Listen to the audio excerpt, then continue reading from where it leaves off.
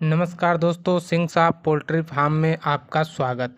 दोस्तों, अगर आप चैनल पे नए हैं तो चैनल को सब्सक्राइब कर ले और बेल आइकन दबा दे ताकि जो भी नए वीडियो आए देखकर आप कुछ अच्छा सीख सकें। दोस्तों, आज हम बात करेंगे मुर्गी पालन के लिए ज़रूरी कुछ 13-14 नियम के बारे में, जिसको अगर आप पालन नहीं करते हैं तो आपका फार्म बंद हो सकता है।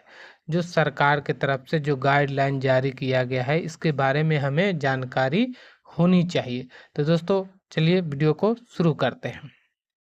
खास तौर पर पोल्ट्री फार्म दो तरीके के होते हैं। एक लेयर फार्म, जहां अंडे का कारोबार होता है। दूसरा होता है दोस्तों बॉयलर फार्म, यहाँ चिकन के लिए मुर्गियाँ पाले जाते हैं। लेकिन सरकार के बनाए नियम दोनों ही जगह दोस्तों लागू होते हैं, क्योंकि अंडे हो या चिकन हो, इसका उत्पादन पोल्ट्री में मौजूदा सुविधाओं पर निर्भर करता है। दोस्तों, पोल्ट्री एक्सपर्ट का मानना है कि 3 लाख करोड़ के आंकड़े को भी पार कर चुका है। लाखों लोग सीधे तौर पर पोल्ट्री बिजनेस से जुड़े हुए हैं। काफ़ी ज़्यादा लोगों जुड़े हुए हैं। कोई अंडे का काम कर रहा है तो कोई चिकन का कर रहा है, लेकिन दोनों काम मुर्गी पालन से जुड़े हुए हैं।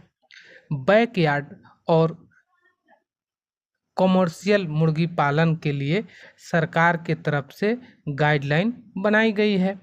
बैकयार्ड में यानी बैकयार्ड मुर्गी पालन जो हम बोलते हैं, इसका मतलब हुआ दोस्तों 100 या 50 मुर्गी का पालन किया जाता है। जो बैकयार्ड फार्मिंग लोग बोलते हैं, इसमें 100-50 मुर्गी का आप पालन कर सकते हैं। तो इसमें कोई नियम उतना लागू नहीं होता है।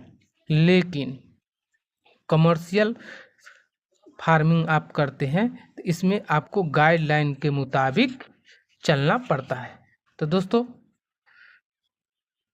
मुर्गी पालन में करने के अगर नियमों का पालन आप नहीं किए तो सरकार लाइसेंस मतलब कोई एनओसी आपको नहीं देती है। अगर पोल्ट्री फार्म फार्मर नियमों को तोड़ता है, यानी आप नियम को नहीं मानते हैं, तो सरकार की कार्रवाई करते हुए आपका फार्म बंद भी सरकार करा सकती है। इसके लिए नियम बनाए गए हैं ताकि आप उस नियम को पालन करें और आप अच्छे से मुनाफा कमाएं। दोस्तों, इसके कई प्रमुख नियम हैं, तो आप शुरू करते हैं इसमें कि कौन कौन से नियम को हमें पालन करना चाहिए ताकि हमारा मुनाफा भी अच्छा हो और हमारा जो कॉस्टिंग लगे, जब हम फार्मिंग कर रहे हैं और फार्म में पैसा लगा रहे हैं तो हमारा फार्म बंद ना हो। इसके लिए कई नियम बनाए गए हैं, तो हम इस नियम को जानते चलते हैं। दोस्तों, पहला नंबर पर आपको मुख्य पशु चिकित्सक अधिकारी जो होते हैं, उनसे आपको ज़मीन का निरीक्षण करवाना होता है ताकि वो एनओसी लेने में आपका मदद मिल जाता है और आपको एनओसी दे देते हैं। या राज्य प्रदूषण नियंत्रण बोर्ड से भी आप एनओसी ले सकते हैं, या दोस्तों ग्राम प्रधान से भी आप एनओसी ले सकते हैं। ठीक है दोस्तों, ये पहले नियम में हो गया। अब बात करते हैं दूसरे नियम का। तो दूसरे नियम में दोस्तों नदी, झील, नहर, कुआं और पानी के स्टोरेज करने के लिए जो टैंक बना होता है, उससे 100 से 150 मीटर की दूरी पर आपको फार्म बनाना है। ठीक है दोस्तों, अब बात करते हैं तीसरे नियम की। तो दोस्तों, पोल्ट्री फार्म नेशनल हाईवे से 100 से 200 मीटर की दूरी पर बनाने चाहिए, क्योंकि ज़्यादा साउंड इफेक्ट होने के कारण आपके फार्म में काफ़ी आपका मुर्गा स्ट्रेस में होगा और इसके कारण आपको परेशानी आ सकती है। इसलिए सरकार ऐसे नियम बनाई हैं ताकि आपको लॉस नहीं हो। तो ये सब बातों पर आपको गौर करना चाहिए। अब बात करते हैं दोस्तों चौथे नियम का। तो पोल्ट्री फार्म स्टेट हाईवे से, जो स्टेट का हाईवे होता है, उससे दोस्तों 50 मीटर से 100 मीटर की दूरी पर रखनी होगी आपको फार्म। अब बात करते हैं दोस्तों पाँचवें नंबर पर किसी और सड़क या पगडंडी जो होते हैं, लोग पैदल चलते हैं पगडंडी, उससे पोल्ट्री फार्म की दूरी 10 से लेकर 15 फीट भी रख सकते हैं। 10 से 15 मीटर रखनी होगी। अब बात करते हैं दोस्तों छठे नंबर पर कि हमें छठे नंबर पर किस नियम का पालन करना होगा। ज़्यादातर लोग इस नियम को पालन नहीं करते हैं और उनका फार्म बंद हो जाता है। तो दोस्तों, स्कूल, कॉलेज और किसी भी धार्मिक स्थल से पोल्ट्री फार्म की दूरी कम से कम 500 मीटर से 1000 मीटर तक होनी ही चाहिए। क्योंकि दोस्तों, अगर आप पोल्ट्री का बिजनेस कर रहे हैं तो आप अपने लिए कर रहे हैं, तो आप जब कर रहे हैं और सेट बना लिए, उससे पहले आपको इन सब नियम का जानकारी होना चाहिए, ताकि आप जब सेट बनाएं तो आपका फार्म बंद ना हो। इसलिए अगर आप नज़दीक में बना रहे हैं तो स्मेल जाएगी, तो फिर कंप्लेन करेंगे और आपका फार्म बंद हो जाएगा। इसलिए दोस्तों 500 से आपको 1000 मीटर की दूरी रखनी चाहिए। अब बात करते हैं दोस्तों 7वें नंबर पर, पोल्ट्री फार्म में बिजली की अच्छी व्यवस्था होनी चाहिए, ताकि आपका जब चिक्स आए और उस समय आपके पास बिजली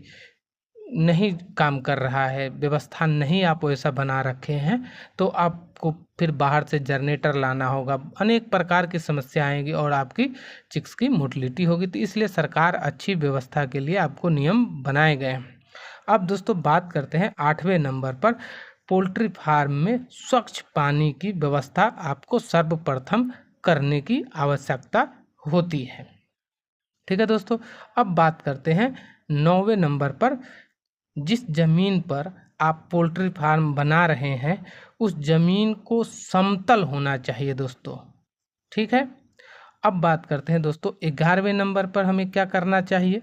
तो पोल्ट्री फार्म की जो बाउंड्री होती है दोस्तों, उस बाउंड्री से मुर्गी का जो सेट की दूरी होगी वो 10 मीटर की होनी चाहिए। ठीक है दोस्तों, समझ गए होंगे आपको।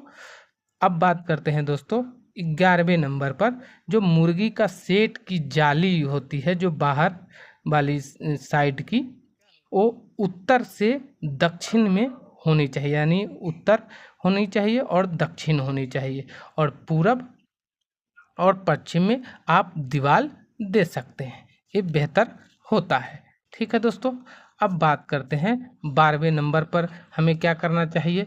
तो दोस्तों, पोल्ट्री फार्म का सेट का जो ज़मीन है, ज़मीन से आपको आधा मीटर से 1 मीटर ऊपर होना चाहिए। यानी आपका पोल्ट्री फार्म जब आप बना रहे हैं सेट, पोल्ट्री सेट, तो जो ज़मीन का स्तर है उस स्तर से आपको आधा फीट ऊपर, आधा मीटर ऊपर बनाएंगे या 1 मीटर ऊपर आप बनाएंगे, ताकि आपको बाद में कोई परेशानी नहीं हो। अब बात करते हैं दोस्तों 13वें नंबर पर हमें किस नियम का पालन करना चाहिए। तो दोस्तों, पोल्ट्री फार्म में बाढ़ग्रस्त या पानी भरने वाली जगह पर आपको नहीं बनाना चाहिए, क्योंकि बाढ़ग्रस्त जगह पर आप बनाएंगे, बाढ़ आएगी, और पानी भरने वाली जगह पर बनाएंगे तो पानी आएगी, तो फिर इससे आपके बर्ड में बीमारी आएगी और आपकी बर्ड मर जाएगी, या बाढ़ में आपके फार्म ही बाहर के निकल जाएंगे बहुत दूर, जहाँ तक आप पहुँच नहीं पाइएगा। तो इन सब बातों को आपको ध्यान में रखकर फार्मिंग करना होता है, और सरकार इसीलिए नियम बनाती है ताकि आप उस नियम के पालन करें और अच्छा मुनाफा कमाएं। दोस्तों, हमने सरकार के सभी नियमों को जान लिया है। अब हम आपको कुछ बताते हैं। अब हम अंडे और चिकन कारोबार से जुड़ी कुछ खास बातों को अगली वीडियो में जानेंगे। इसी के साथ दोस्तों मैं वीडियो को समाप्त करता हूँ। मिलते हैं नए वीडियो में। आपका बहुत बहुत